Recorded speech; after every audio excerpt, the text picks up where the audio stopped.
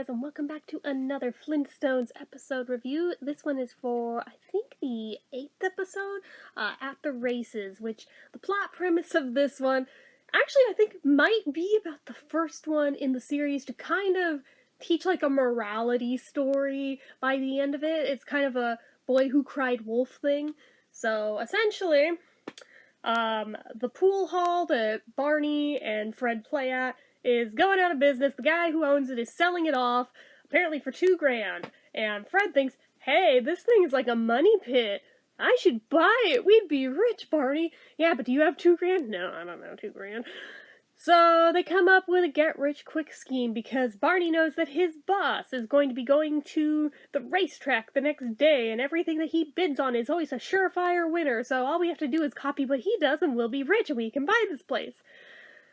So, unfortunately, to place that initial bet, though, to win that much, it would take Fred's entire paycheck. So how exactly is he going to explain that to Wilma? They come up with a cockamamie story about how Fred got jumped by muggers and they just stole all his money. And he put up a fight and everything, this, that, and the other. Now he's gonna send in Barney first to break the news to Wilma, and then Fred will come limping in and everything, all pitiful and looking beaten up. Of course, Wilma's not stupid. She's not buying it for a hot second. Until, she goes out of the room for a minute.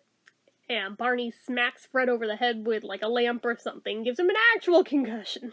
Oh, now she's starting to believe it, allegedly. Puts him to bed, calls the doctor, who pretty much says he can't get out of bed for the next week, has to recover. Yeah, how are they supposed to get to the racetrack to place the bid, then? And they basically decide for her to not be looking and sneak out and do it anyway. And they place a bet. Except for the fact that, Barney's boss did not show up this time. He's busy being arrested, for gambling fraud. But I also would like to note he has yet another boss in this episode, so continuity errors, or Barney's just that bad at holding down a job, I don't know which.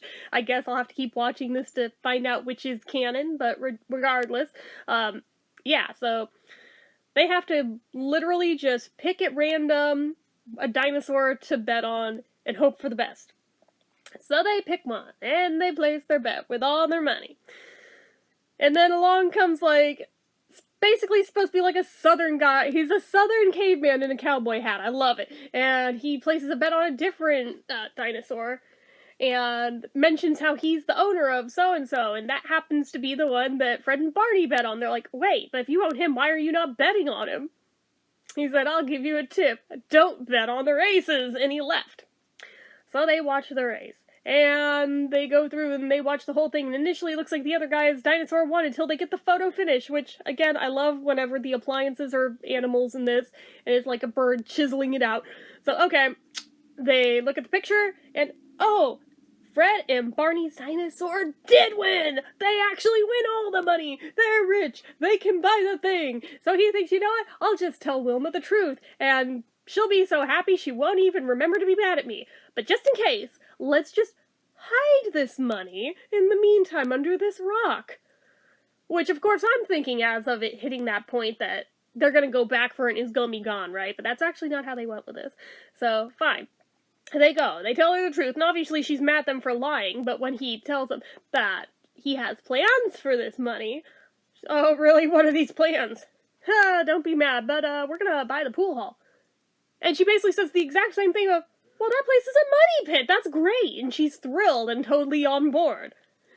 So he goes back to get the money, because she's like, so where is this cash? And, hold on just a minute, I'll go get it. So they go to get it, and it's still there, and they get it. And he turns to go home, and now there is an actual mugger who steals his money and beats him up.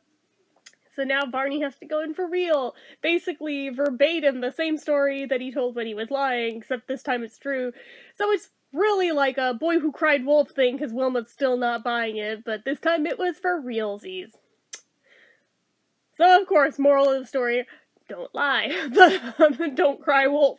But it's just, kind of an interesting one of, did they do this often where they tried to teach, moral stories throughout Flintstones episodes, maybe? Because, that's actually kind of a good look for them.